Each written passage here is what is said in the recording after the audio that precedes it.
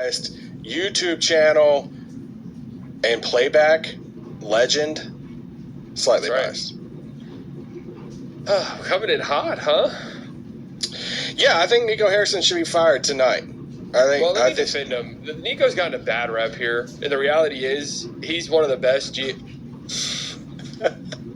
There's nothing you can say at this point, really.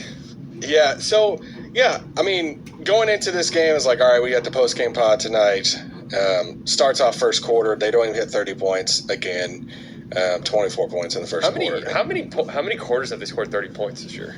Oh, my gosh. I mean, I was tracking it a few, back early last week, and it just got, honestly, too depressing.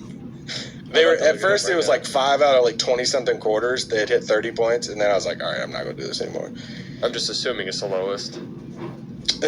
I would assume so, too. I was taking notes on the game, and I have different notes and stuff on the game, but then the game ends, and I'm just like, I just feel like we're all kind of collectively, and it feels like a nuclear fallout zone of whatever fans are left from the disaster that happened are just kind of roaming around this zone. It's like, all right, are you still in? I'm still watching, and there's just no sign of life. There's just no sign. There's no hope now. The remaining fans, the remaining people that are left, have just lost the desire to live anymore in this fandom, and I just feel like instead of the details right now or running through stats, it's just what's next? What's the next move? Yeah, I mean, tonight is, we raged a couple nights ago when they lost to the Pelicans. Tonight is not a night you should ever have as a fan 2 weeks into the season after you've been promised you're a win-now team. I'm in there, I'm streaming the game, we're watching, we're laughing, we're having a fun time. We don't care at all that the Mavericks are getting blown out by this Grizzlies team that has just been dead men walking now this whole season. Ja Morant wants out. I was joking around calling him Joy Morant on the stream because it looks like he found his joy tonight, and that joy was playing the Dallas Mavericks, of course.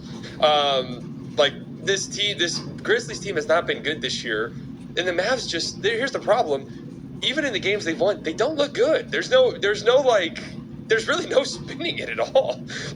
Sometimes you try to come in with the positives, there's a couple things they've done well, and there are times where I watch this team, I'm like, if you throw Kyrie into this mix, I could see how this team could be good. Not contending level, which immediately just makes it a failure, right? But good. I can see how a competent guard, a real competent guard, would elevate this group quite a bit.